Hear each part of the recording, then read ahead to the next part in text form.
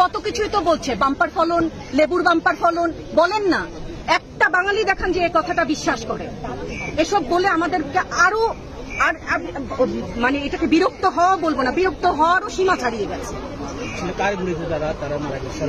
সারা বিশ্ব জানে পুলিশের গুলিতে, সন্ত্রাসীর গুলিতে, আওয়ামী লীগের পোষা এই ছাত্রলীগের কর্মীর গুলিতে আর একটা কোনো ছাত্রের হাতে কোনো অস্ত্র দেখা। আমার মুগ্ধ মরলো কেন? ওই ছোট ছোট বাচ্চাগুলো মরলো কেন? আমার ছাত্রের কলার চেপে করলেন কেন আপনারা? আমার ছাত্রের কলার অনেক মূল্যবান, যেখানে দাঁড়িয়ে আছি ভাষা, সেই জায়গায় দাঁড়িয়ে বলি আমার ছাত্রের কলার, আমার ছাত্রের মুখে হাত দিলেন কেন? বাংলাদেশের মুখে চাপ ধরে আছেন।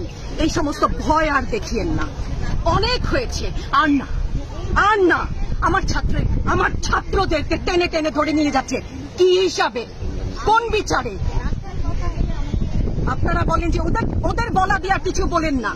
রাস্তার যে একটা মূর্খ মানুষ, যার লিটারাল সেন্সে কোনো ক খ গঘের শিক্ষা নেই, সেও জানে, সেও দেখেছে এটা আগের যুগ না। ইনফরমেশন সবার কাছে আছে। আপনি তথ্য কতদিন বন্ধ রাখবেন? কতটুকু বন্ধ রাখবেন? এই সমস্ত মিথ্যাচার করে ওনাদেরকে ছোট হতে, হাস্যরসের পাত্র হতে প্লিজ একটু অনুরোধ করেন। আচ্ছা ম্যাডাম, আরেকটা ব্যাপার, যে 6 সমন্বয়কারী হেফাজতে আছে, তারা অনশনেও আছে। আমার বাচ্চাগুলো না খেয়ে আছে, আমাদের বাচ্চা না খেয়ে আছে।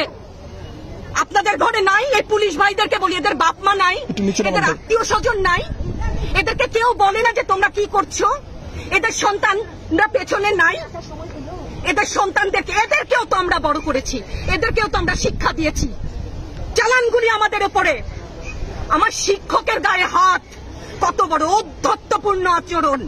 আর হবে না তো, আসেন চালানগুলি তুলে নিয়ে যান, সেই 71-এর মতো। তো 25শে মার্চের কালো রাত, বুদ্ধিজীবীদের হত্যা শুনেছি তো, এখন দেখছি। আগে শুনেছি, এখন দেখছি। প্রধানমন্ত্রী বলে থাকেন যে স্বজন হারানোর বেদনা সে বুঝেন, এই বিষয়ে সেসব জায়গায় আপনাদের কি বলার থাকবে না? মানে এখন এটা ওনারটা অবশ্যই উনি বুঝেন। ওনার সময়ও আমরা কিন্তু একাত্মতা প্রকাশ করেছি। এই বেদনা যদি কেউ অনুভব করে, এই জিনিস হবার কথা না।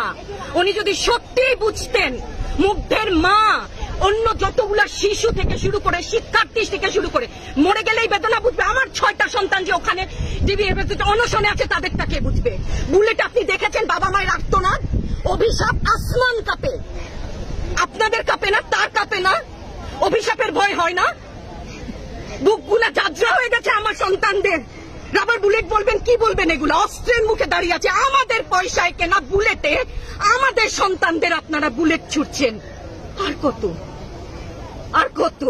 পুলিশ ভাইদেরকে বলি, ভেতরে তো আপনিও মানুষ, পুলিশ ভাই বলি না, ক্ষমা করবেন, মুখ থেকে বার হয়ে গেছে। তাদের ঘরেও সন্তান আছে, তাদের খোলসের ভিতরেও মানুষ। যারা এখনো ঘরে আছেন তারাও জানেন আর কতদিন ভয় পাবেন। ভয়েই থাকেন। একটা মারবেন 10টা আসবো, 10টা মারবেন লক্ষ আসবো। সারা দেশের মানুষ, মা বাপ সব একসাথে দাঁড়াবো। পরিবারগুলোর প্রতি যারা মায়েরা যারা আছেন, তাদের উদ্দেশ্যে কিছু, তাদের কাছে তো হাত জোর করে ক্ষমা চাই। ওরা আমাদের কাছে পাঠিয়েছিল ওদের সন্তানকে মানুষ করার জন্য, আমাদের কাছে, শিক্ষকদের কাছে পাঠিয়েছিল। কি জবাব দিব? আমার তো কোনো মুখ নাই, আমি শিক্ষক, আমার ভাষা নাই। তাদের কাছে হাত জোর করে মাপ চাই। নিরাপত্তা দিতে পারি নাই। মনে হয় রাস্তায় শহীদ হয়ে গেলে যদি এই লজ্জা আমার কিছুটা কাটে, ওদেরকে বলবার আমার কিছু নাই। প্রশাসন এবং সরকারের পক্ষ থেকে বলা হচ্ছে যে এই আন্দোলনের ভিতরে তৃতীয় পক্ষ এবং জঙ্গি। আরো বলেন না, আমি হিজাব পরি বলেন আমি হচ্ছে গে জঙ্গি।